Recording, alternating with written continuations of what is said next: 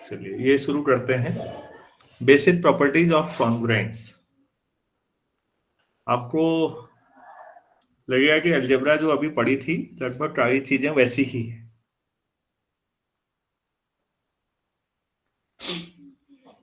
तो ये गॉस का काम है। कॉन्ग्रुएंट्स इतना कॉमन चीज है कि उन्होंने गॉस ने कहा कि ये काफी हद तक जैसा हम इक्वल टू करते हैं उसके समकक्ष ही है, तो थोड़ा सा वैसा सिमिलरिटी दिखाने के लिए भी, लेकिन कुछ अलग है ये दिखाने के लिए गॉस ने कॉन्ग्रुएंट्स के लिए ये सिंबल यूज किया। मेरी आवाज आ रही है आप लोगों तक? Yes sir. Yes sir. चलिए। Yes sir. Yes sir. तो कॉन्ग्रुएंस का सिंबल इक्वलिटी से ही इंस्पायर्ड है। तो हम डेफिनेशन दे देते हैं पहले। Let n be a fixed positive integer. तो कोई पॉजिटिव इंटीजर है और फिक्स है, जितना भी तय हुआ वो वही है। देन एंड a और b कोई दो इंटीजर है मान लीजिए, तो फिर a और b कॉन्ग्रुएंट कब कहलाएंगे ये बताना है। देन a एंड b ऐसे लिख देता हूं, are said to B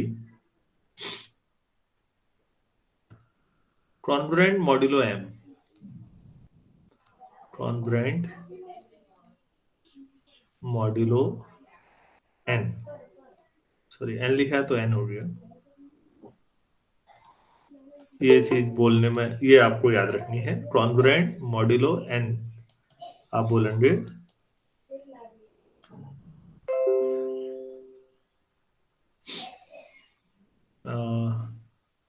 congruent modulo m if n divides a minus b। तो हम सिंबल में ऐसे लिखेंगे a congruent b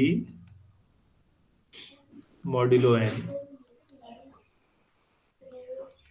if and only if condition है n divides a minus b। अगर n a और b के डिफरेंस को डिवाइड करती है तो आप कहेंगे कि a और b n मॉड्यूलो पर कॉन्ग्रुएंट है। ये डेफिनेशन है। और अगर n a माइनस बी को डिवाइड करता है तो आप a minus B equal to some k times n लिख सकते हैं। ऐसा भी लिखा जा सकता है जहां k नहीं है। ये तो डिविजिबिलिटी से आप जानते ही है नीचे वाला। इसका मतलब a और b का जो डिफरेंस है वो n का मल्टीपल है।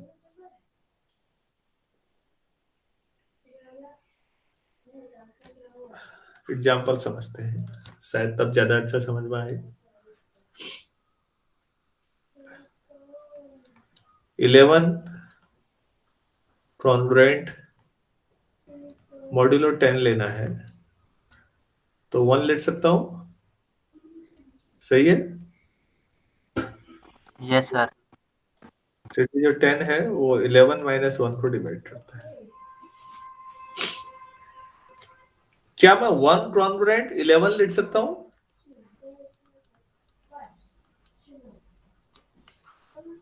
Yes sir.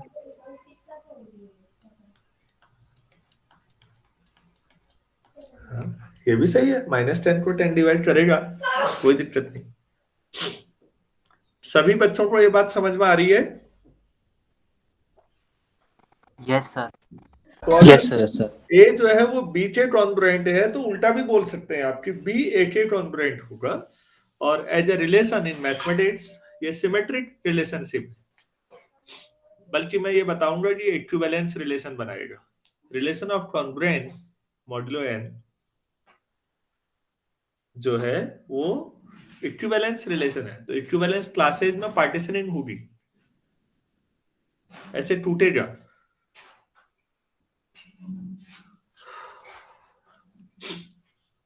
तो ये तो यहीं से क्वेश्चन ही बना लेते हैं इसको। मुझे कुर्सी चाहिए थी।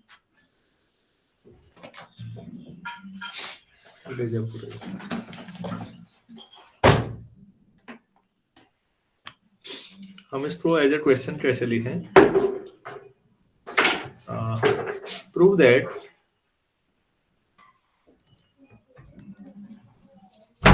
definition of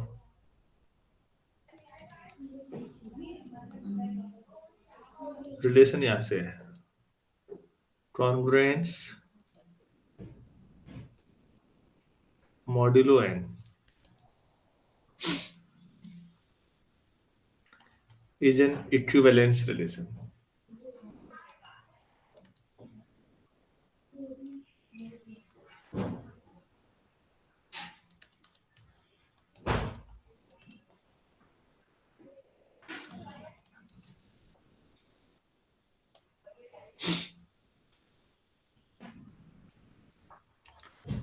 कोई 3 इंटीजर मान लेते हैं, तो इक्विवेलेंस के लिए सबसे पहले क्या प्रूव करते हैं बच्चों? रिफ्लेक्सिव। रिफ्लेक्सिव। अब ये बताइए, n divides a minus a सही है या नहीं? Yes sir. Yes sir. क्या n 0 को डिवाइड कर सकता है? हाँ, तो इसका मतलब क्या हुआ? a is congruent to a mod n। तो इसका मतलब कोई भी इंटीजर अपने कॉन्ग्रुएंट होता है। सो रिलेशन इज रिफ्लेक्सिव। तो रिफ्लेक्सिव का मतलब ही है खुद के साथ रिलेशनशिप ये बन पा रहा है। क्या हर एलिमेंट खुद के कॉन्ग्रुएंट होता है? बिल्कुल होता है सर, क्योंकि n जो है a माइनस a को डिवाइड कर जाएगा, कोई दिक्कत नहीं। दूसरा क्या लिखना चाहिए? Symmetric. Symmetric. Let a congruent b mod n, मान लो ये मान लिया, तो इससे हमने ये कंक्लूजन निकाला कि n divides a minus b। n अगर इसको डिवाइड करता है तो minus times a minus b को भी डिवाइड करेगा, यस सर। तो n divides b minus a, and this is equivalent to saying that b is congruent to a mod n। तो अगर a b के कॉन्ग्रुएंट है तो b a के होगा। मैंने अभी न्यूमेरिकल में भी आपको 1 और 11 दिखाए थे, तो हम लिख सकते हैं सो रिलेशन इज सिमेट्रिक। तीसरा transitive.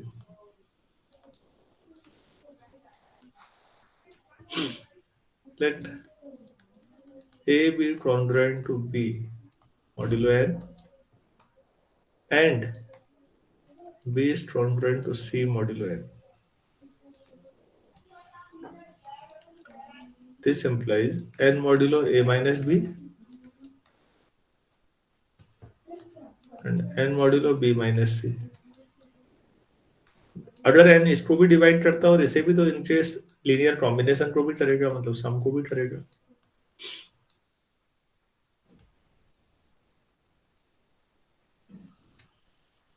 This implies n divides a minus c।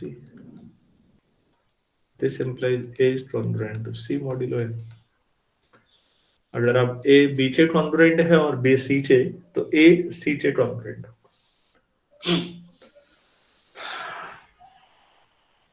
Hence the relation is transitive।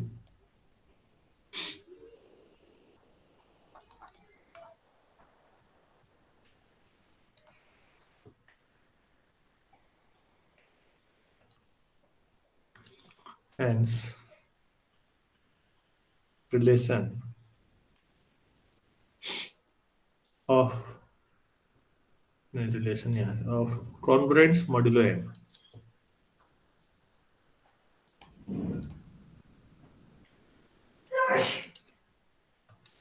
is an equivalence relation।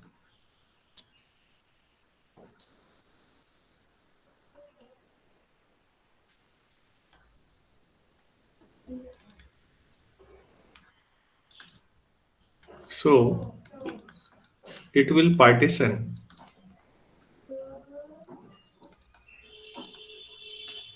Z in n equivalence classes।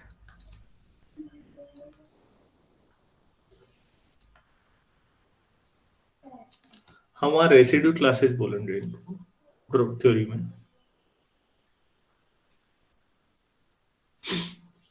अब मैं एन इक्विवेलेंस क्लास बना के दिखाता हूँ, देखिए प्लीज।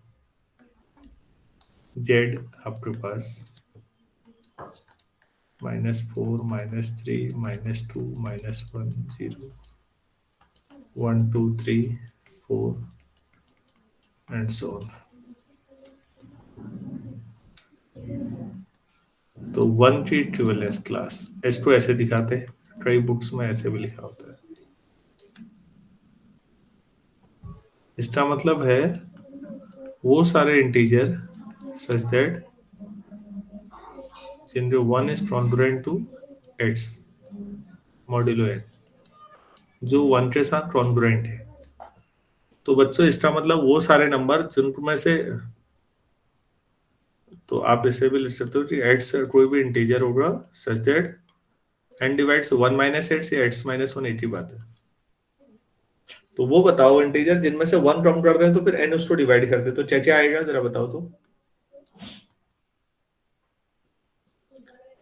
n+1। 1 आएगा, yes sir. 4,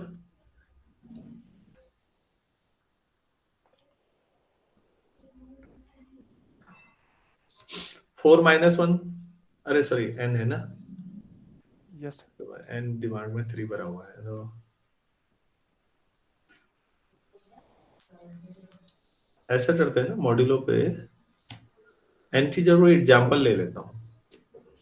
for example आप बताइए प्लीज, जेड को कितने हिस्सों में बांटना है बच्चों, आप लोग बताइए, कोई एग्जाम्पल दो सरल सा। तो 5 से डिवाइड कर देते हैं। अगर आप 5 से करोगे तो इसका मतलब आप इसको 5 बराबर हिस्सों में बांटोगे, तो फिर एन की जो 5 रख लेते हैं। तो अब बताइए क्या आएगा। तो 1 की इक्विवेलेंस क्लास है,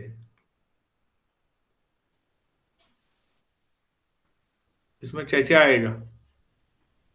1। तो वो सारे नंबर, आप पहले पॉजिटिव इंटीजर में सोचो, वो सारे नंबर जिनमें से 1 हटा दो फिर 5 से डिवाइड हो जाता है, एट तो 1 ही हुआ। तो 1 6। -1 0 को 5 डिवाइड करेगा, और तो 6 11 11। 16 21। ठीक, अब बच्चों इधर वालों में सोचो, -4 -9 -14। -14 एंड सो। क्या ये बाकी स्टूडेंट्स को समझ में आ पा रहा है।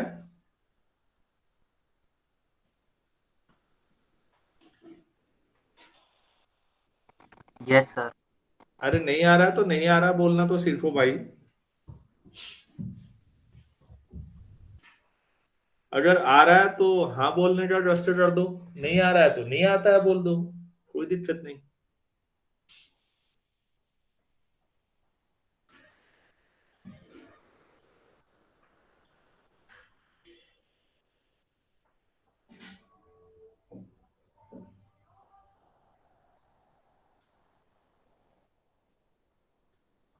चलो, अधिकतरों को जवाब ही नहीं देना है, कुछ क्या करें। 2 की इक्विवेलेंस क्लास बताइए।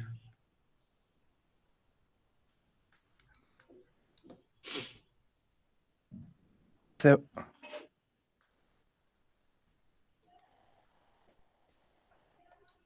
इन सब में 1 जोड़ दो, ये माइनस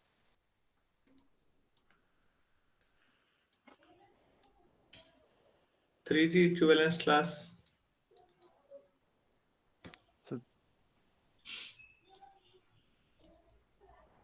3 8 13 18 -2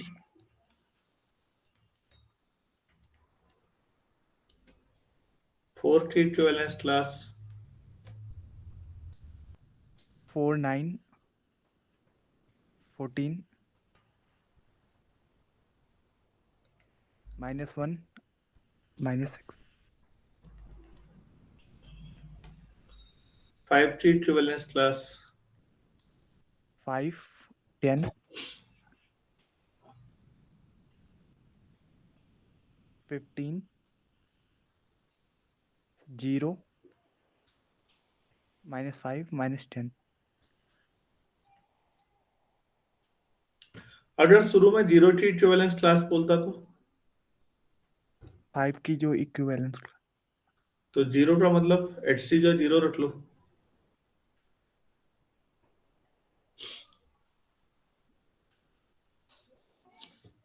तो या इनमें सब में 1 कम कर लो तो 0 5 10 और -5 -10। -10 -15 यही आता है या नहीं आता? Yes sir. Yes sir. तो आप लोग गौर कर पा रहे हैं यहाँ पर कि 5 जीरो टी इक्विवेलेंस क्लास वही है जो 5 टी इक्विवेलेंस क्लास है। 1 टी इक्विवेलेंस क्लास और 6 टी इक्विवेलेंस क्लास सेम होगी। 2 टी इक्विवेलेंस क्लास और 7 टी इक्विवेलेंस क्लास सेम होगी। 3 टी इक्विवेलेंस क्लास और 8 की इक्विवेलेंस क्लास सेम होगी। 4 टी इक्विवेलेंस क्लास और 9 टी इक्विवेलेंस क्लास सेम होगी। 5 टी इक्विवेलेंस क्लास और 10 टी इक्विवेलेंस क्लास सेम होगी। क्या समझ में आ रहा है? बिल्लू की तरह। बेसिकली एक इक्विवेलेंस क्लास आपने देखिए, आपने पूरे इंटीजर के सेट को डिसजॉइंट उसमें तोड़ दिया है। यहां पर नोट करके देखिएगा,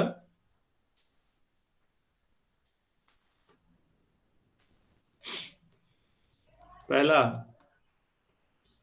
जो z है वो zero t equivalence class union 1 sorry 1 t equivalence class union 2 t equivalence class union 3 t equivalence class union 4 t equivalence class, इन सब का यूनियन करोगे तो z मिल जाएगा। होगा या नहीं? Yes sir. Yes sir. और दूसरा AIT इक्विवेलेंस क्लास और AJT इक्विवेलेंस क्लास पाई है for every I J belongs to I और J 1 0 1 2 3 4 और I is not equal to J। अगर आप डिफरेंट लेंगे या AIT जो खाली I लिख लो, I और JT इक्विवेलेंस क्लास अब ज्यादा सही है। IT इक्विवेलेंस क्लास और JT इक्विवेलेंस क्लास में कॉमन कुछ नहीं है। I और J 0 1 2 3 4 है और I और J डिफरेंट है। क्या ये क्लियर है आप लोगों को? देखिए, यस सर। Yes sir. तो यस आपने इंटीजर का जो सेट का कलेक्शन था ना, उसको बराबर हिस्सों में बांट दिया, 5 बराबर हिस्सों में। अब मेरे तो बराबर नहीं बने, सेंस समझिएगा बस। हर एक इनफाइनाइट सेट है। अगर मैंने मॉड्यूलो 5 कॉन्ग्रुएंट मॉड्यूलो 5 लिया था तो 5 हिस्सों में बांटा। कॉन्ग्रुएंट मॉड्यूलो 2 लेता दो हिस्सों तो में। तो 2 हिस्सों में। तो इंटीजर के सेट को जितने हिस्सों में बांटने हैं मन करे बांट दो यार। तो नोट करके लिख लेता हूं, if we take congruence modulo 2 on Z, it will be partition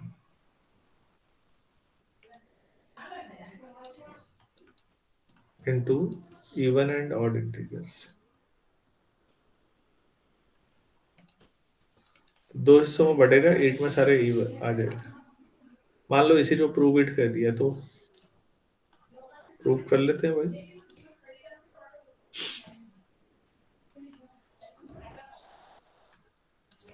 Z आपके पास फिर वही -3 -2 -1 0 1 2 3 एंड सो। तो मॉड्यूलो 2 है तो 0 थी इक्विवेलेंस क्लास।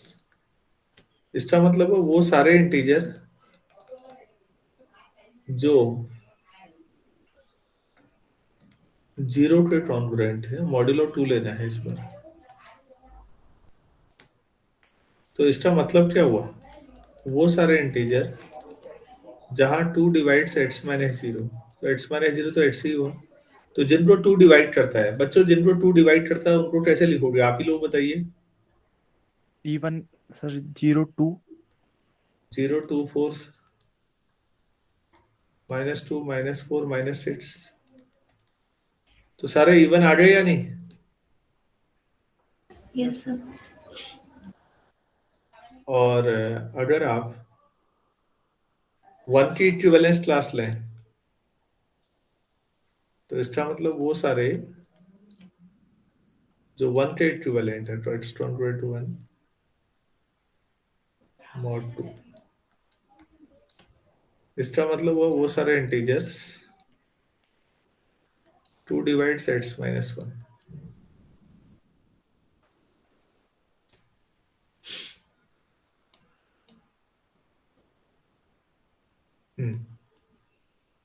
तो 2x वो नंबर होना चाहिए जिसमें से 1 कम करोगे तो 2 डिवाइड कर देगा, तो वो सब क्या आएंगे आप खुद ही सोच लो। इन सब में 1 जोड़ लो जो ऊपर लिखा है। 135 135 1 3 5 एंड सो ऑन, -1 -3 -5। तो आप ही बताइए, ये सब आपने दो इक्विवेलेंस क्लास में तोड़ दिया पूरे इंटीजर के सेट को। एक में सारे इवन आ गए हैं, एक में सारे ऑड आ गए हैं।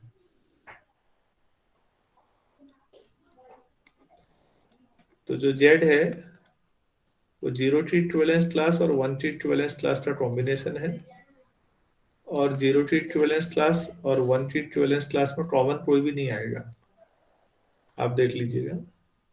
बच्चों ये बहुत जरूरी चीजें हैं क्योंकि बाद में क्रोसेट बनाओगे वहां भी काम आएंगे ये चीजें, कि दो इक्विवेलेंस क्लास जो है वो लेफ्ट क्रोसेट राइट क्रोसेट बोलेंगे, उनमें भी कॉमन अमन कुछ नहीं आना है, या तो आइडेंटिकल या कॉमन। तो अगर आपने इंटीजर के सेट को दो हिस्सों में बांटना है तो मॉड्यूलो 2 कर लो, तीन हिस्सों में बांटना है तो मॉड्यूलो 3 कर लो, एन हिस्सों में बांटना है तो मॉड्यूलो एन कर लो। सब डिफरेंट हिस्सों में बढ़ जाएंगे। सभी लोगों को ये बात समझ में आई या नहीं आ पाई वो बताइए प्लीज।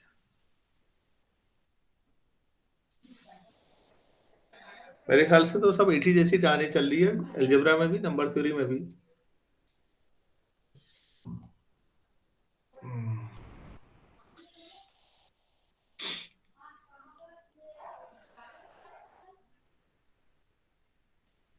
एक थ्योरम करते हैं।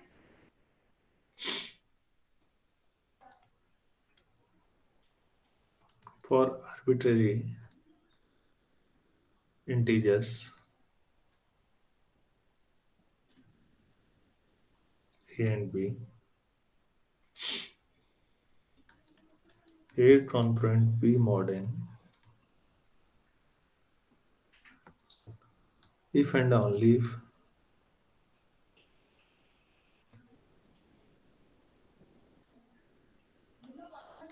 a and b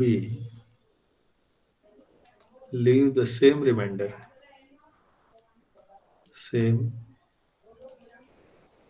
non-negative remainder,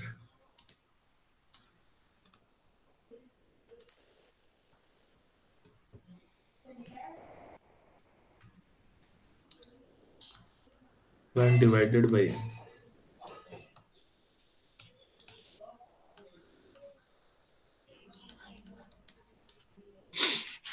if and only if हम लोग दोनों तरफ से सही है, कोई भी दो इंटीजर लीजिए, अगर वो कॉन्ग्रुएंट है तो इसका मतलब n से डिवाइड करने पे दोनों का रिमाइंडर सेम आ रहा है। अगर a और b दोनों सेम रिमाइंडर दे रहे हैं तो वो कॉन्ग्रुएंट है मॉड्यूलो n पर। आप लोगों को समझ में आया स्टेटमेंट क्या है?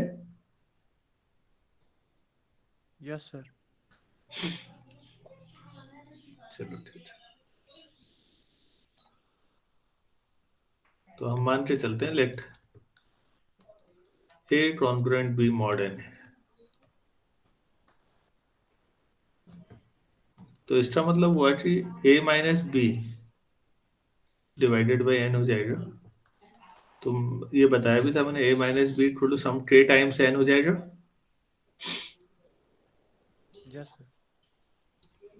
तो a equal to b plus के।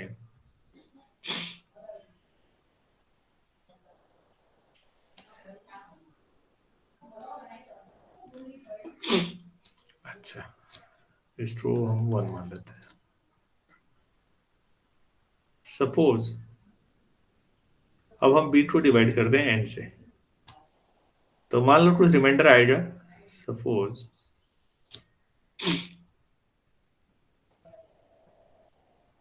अभी फिर एंड कर गया यार।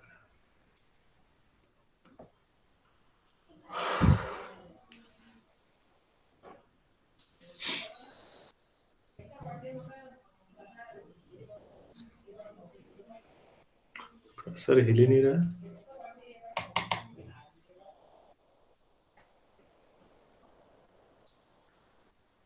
आप लोग लिखिए upon division by N,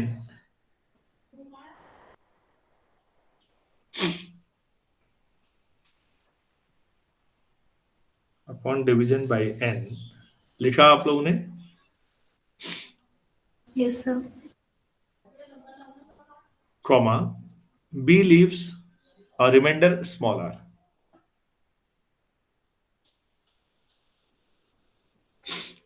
B leaves, अब इसने कहाँ को भेज दिया हो, ये है,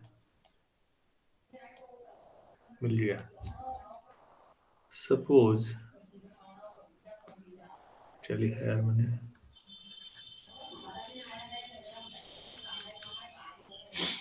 division by N, B leaves a reminder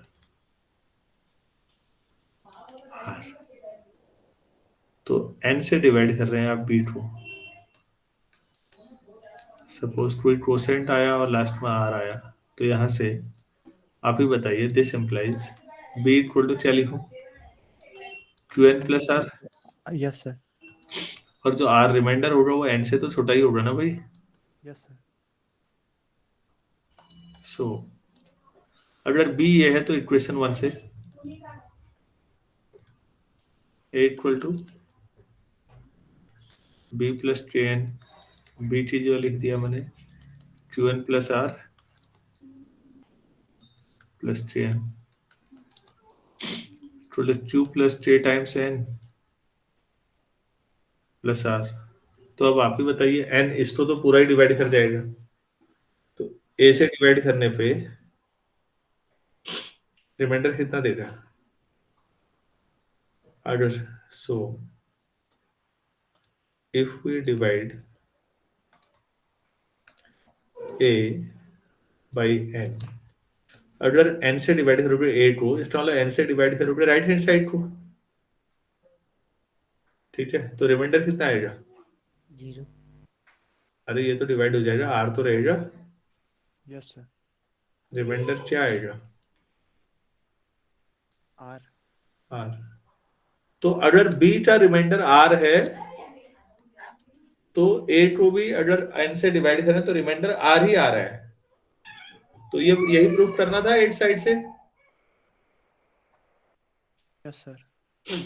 अगर कभी, मैं रिपीट कर रहा हूं, ए और बी कॉन्ग्रुएंट है, तो एन से चाहे ए को डिवाइड करो या बी को, रिमाइंडर सेम आएगा। सभी लोग समझ पाए हैं? Yes sir. चलिए अब हम इसको रिवर्स वे में बात करते हैं।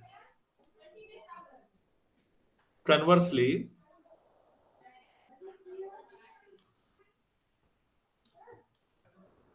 Suppose A and B leave same remainder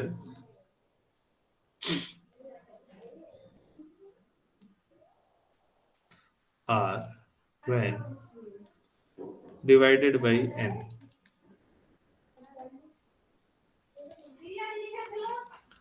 तो इसका मतलब जैसे आपने n से डिवाइड किया तो Q1 टाइम्स जाएगा और रिमाइंडर R आया। n से अगर आप B2 डिवाइड करते हैं तो Q2 टाइम्स किया कुछ और रिमाइंडर R आया। तो भाई यहां से A इक्वल टू क्या लिख सकते हैं आप? And Q1 एन and की n plus plus R, R. ठीक है ना? yeah, और B equal to Q2 and plus R. Q2n plus R। तो A माइनस B बच्चों वाला प्रूफ है, Q1n प्लस R माइनस, फिर हैंड कर रहे हैं Q2n प्लस R कैंसिल हो जाएगा, Q1 minus Q2 times n। तो n इसको डिवाइड करेगा ना राइट हैंड साइड को, Yes, sir. Yes, sir. तो n लेफ्ट हैंड साइड को भी डिवाइड करेगा फिर। Yes, sir. Since n divides Q1 minus Q2 times n,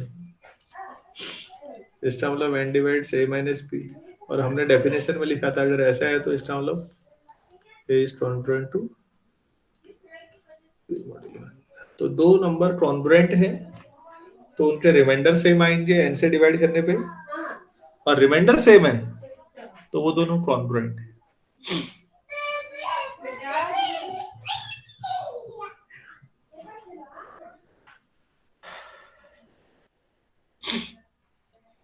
यहां तक क्लियर है? Yes, sir.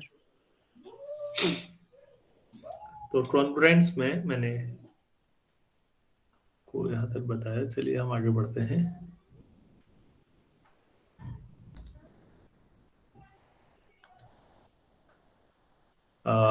नेक्स्ट थ्योरम,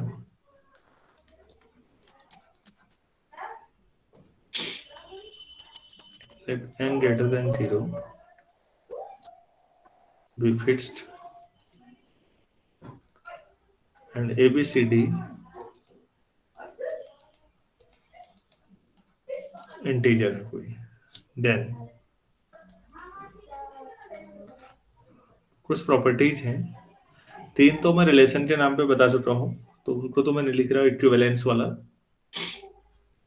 फिर वहां से आगे को बढ़ा रहा हूं मैं। If A is congruent to B modulo n, अगर ऐसा है, and C is congruent to D modulo n, then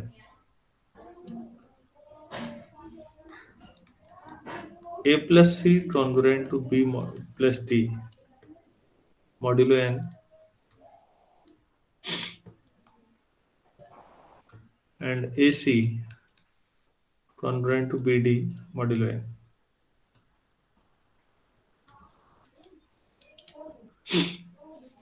अगर ऐसा है तो ये प्रूफ करना है एक तो। Next,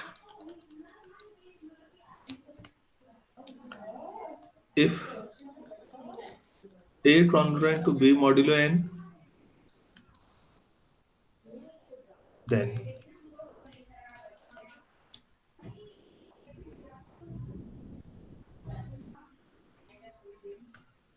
A plus C congruent to B plus C modulo n,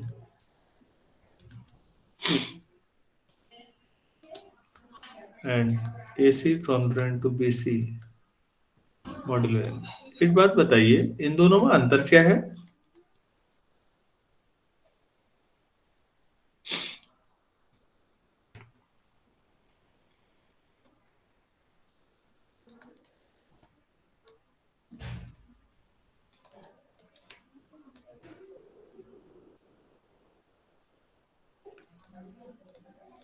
पहले और दूसरे में क्या अंतर है भाई?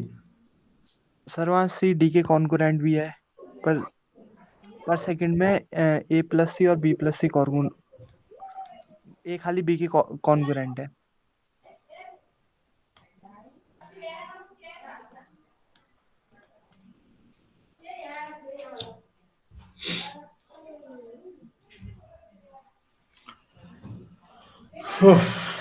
ये 3 फंडामेंटल प्रॉपर्टीज है। पहले में ये था कि ए और बी कॉन्ग्रुएंट है और सी और डी कॉन्ग्रुएंट है, तो ये रिलेशन आएगा, ठीक है। दूसरे में यह है कि ए अगर बी से कॉन्ग्रुएंट है तो कोई भी इंटीजर जोड़ दो ए में और वही बी में भी जोड़ दो, कोई फर्क नहीं पड़ता। समझ रहे हैं? Yes sir. मतलब सी चीजें एट से लिख देता मैं तो कोई भी दिक्कत नहीं थी, एट से इंटीजर होना चाहिए था बस। यहाँ पर ए और बी कॉन्ग्रुएंट है तो दोनों साइड कोई भी इंटीजर जोड़ दो, क्या फर्क पड़ता है, कोई भी इंटीजर, और मल्टीप्लाई भी कर सकते हो, कोई दिक्कत नहीं है। उसका मीनिंग ये है। अरे बाकियों को भी आ रहा है समझ में? Yes, sir. और लास्ट ये है कि अगर ए और बी कॉन्ग्रुएंट है तो ए और बी की कोई भी नेचुरल पावर कर दो, ए square B square A cube B cube, सब आपस में कॉन्ग्रुएंट होंगे वो भी। ये प्रूफ करना है। चलिए हम लोग इसको पहले इसको करते हैं।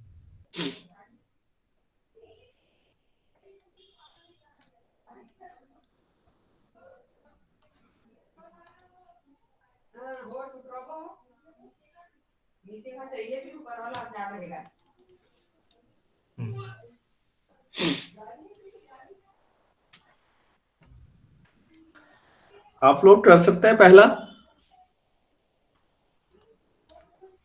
Yes sir. ये दिया हुआ है a congruent b modulo N,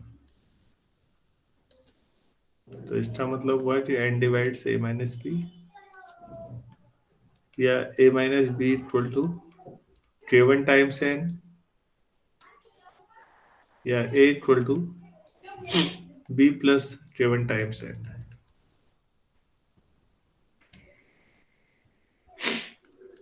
C congruent to d modulo N,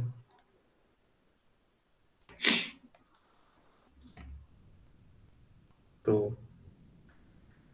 N divides c minus D,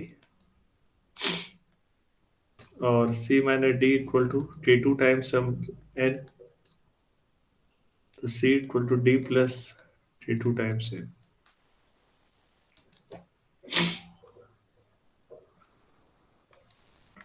तो ए प्लस सी कितना आ जाएगा, b plus d plus K1 K2 into n. k1 plus k2 times n. हो गया proof. और a plus c minus b plus d equal to k1 plus k2 times n. Since n divides k1 plus k2 times n, this implies n divides a plus c minus b plus d.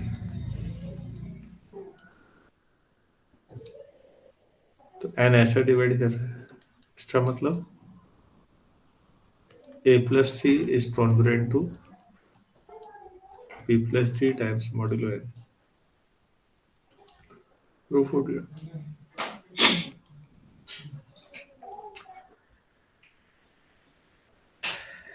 ठीक है।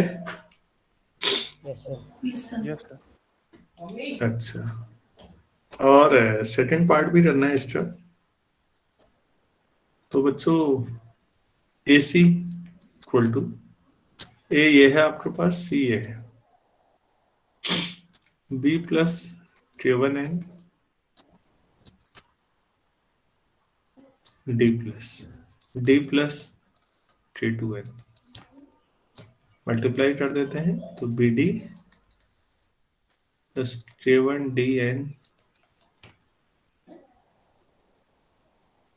k2 b n plus K1 K2 n square. तो AC minus BD equal to n time something आ गया या नहीं? Yes sir. तो हो गया, फिर n डिवाइड दिस, तो n हो गया। प्रो क्लियर है? Yes, sir. Yes.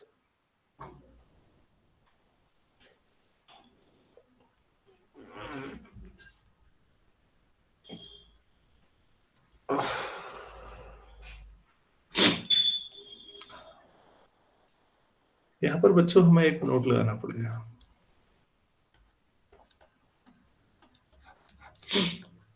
If A congruent B mod n and A congruent नहीं C क्या था, C congruent D mod n, then AC congruent BD mod n, but converse may not be true।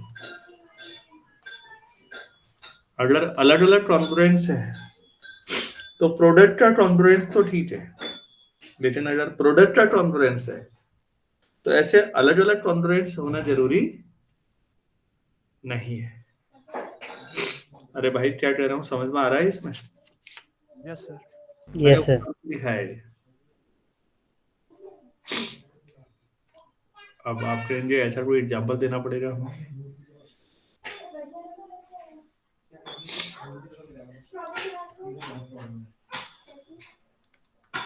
अच्छा, 2 into 4 congruent 2 into 1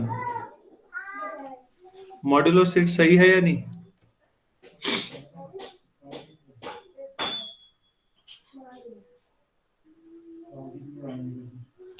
अरे सही है।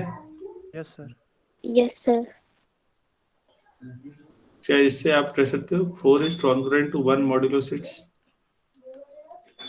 No sir.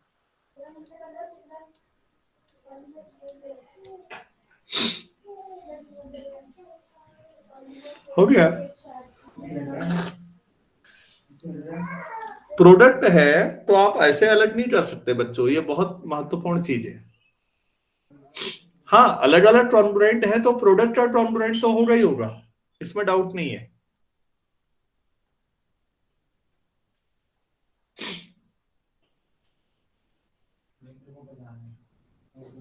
क्या है, मैं समझा पाया आप लोगों को? Yes sir.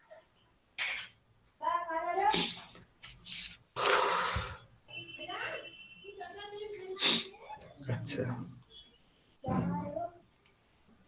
अब नेक्स्ट क्या था? कॉन्करेंट टू बी, तो उसमें कोई सी वो कर देंगे तो वो भी कॉन्करेंट होगा उसके साथ। हाँ, अच्छा कोई भी सी ना, हाँ ठीक है। तो ये दूसरा वाला अब, तो A is congruent to B modulo n, this implies n divides A minus B, तो this implies वही A equal to B plus K times n। अब A plus C क्या हो जाएगा? B plus C plus Kn हो जाएगा या नहीं? Yes sir. तो A plus C minus B plus C equal Yes, to sir. K, n right side को डिवाइड कर रहा है ना बच्चों इसको, यस सर। n फिर A plus C minus B plus C को भी करेगा, C कोई आर्बिट्ररी है,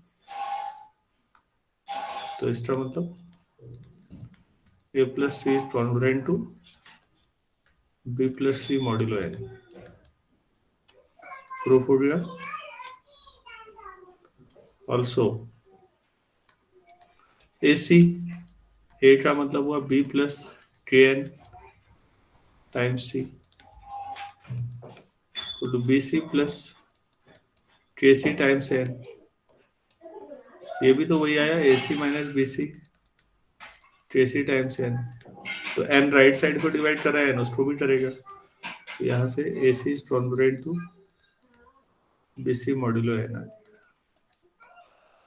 आप लोगों को समझ में आ रही है सारी चीजें? तो इसमें यह है कि अगर ए और बी कॉन्ग्रुएंट है तो दोनों साइड आप कोई भी इंटीजर जोड़ दो या मल्टीप्लाई कर दो, कोई फर्क नहीं पड़ता।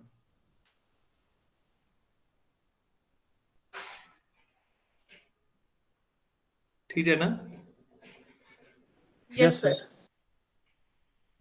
अच्छा, लास्ट वाले को कैसे करेंगे? A to the power k congruent b to the power के।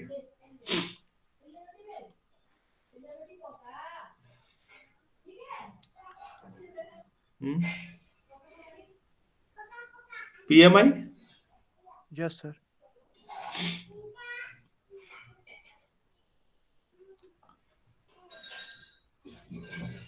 तीसरा करते हैं। अरे यार, बाटियों ने क्या मुंह में रोटी ठूस रखी है क्या? बाटियों के मुंह से आवाज ही नहीं आ रही है। एक दो ने ठेका ले रखा है, यस सर नो सर कहने का। तो हमें प्रूव करना है if A is congruent to B mod N, then a to the power k b to the power k modulo n for every n belongs to n, मतलब A square A cube.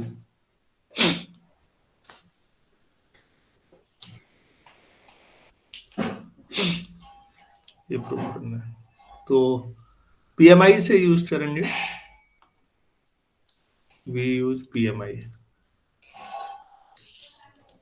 First. Step 1 कर देते हैं।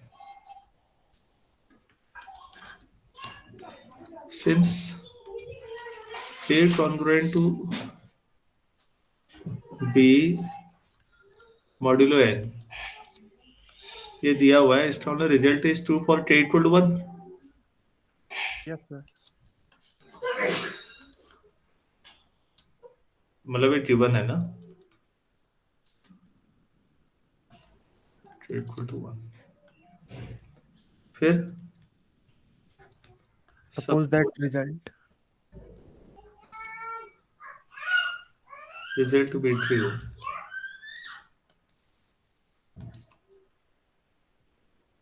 for every positive integer up to k, that is k तक सही है, मतलब a to the power k equal to b to the power k modulo है। ठीक है साहब, ये पहले क्वेश्चन ले लो, फिर दूसरी हो जाएगी। तो स्टेप 3 में इन दोनों का प्रोडक्ट करें। Yes sir. Since a congruent b mod n and a to the power k congruent to b to the power k mod n। बच्चों इसे सी और डी समझ लो। अभी प्रूफ किया था कि अलग अलग कॉन्ग्रुएंट्स अगर है मॉड्यूलो एन पर ही, ए बी सी डी, इनको इसको सी समझो, इसको डी, तो फिर into A K congruent to into B K. B D modulo N. अब यहाँ पर आपको लिखना पड़ेगा ये सारी चीज। Since A congruent B mod N, C congruent to D mod N implies A C congruent to B D mod N होता है, उस आधार पर लिखा आप। तो इससे क्या आ गया? ए के प्लस ए की power K plus 1 k plus 1 congruent to B to the power k plus 1 mod N. तो इसका मतलब रिजल्ट अगर पिछला सही है तो फिर ये भी सही है। तो हम और 1 के लिए ऑलरेडी देख चुके हैं। This implies result is true for n equal to k plus 1 if it is true for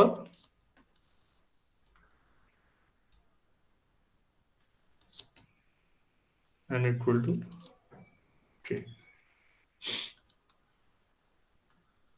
but we have already proved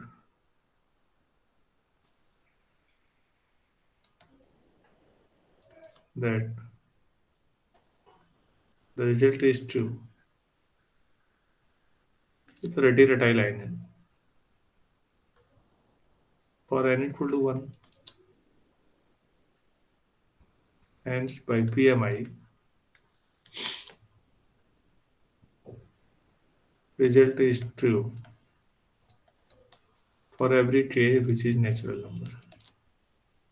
So a to the power k is stronger to b to the power k modulo n for every k belongs to n.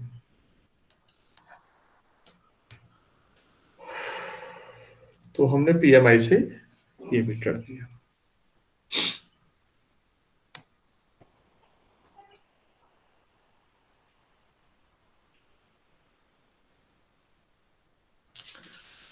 Divisibility के बड़े बड़े questions जो अभी तक हम नहीं कर पा रहे थे, इस चैप्टर में हम करके दिखाएंगे।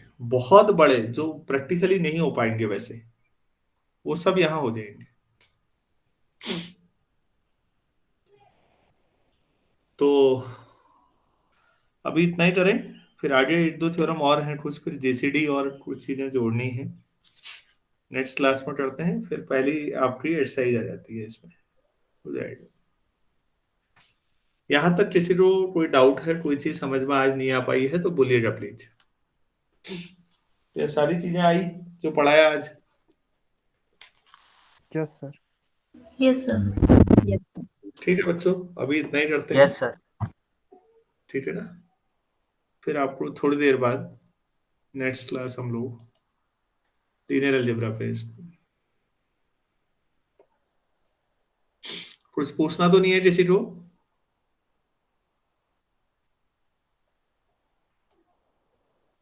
नहीं है, चलिए थैंक यू। नहीं है तो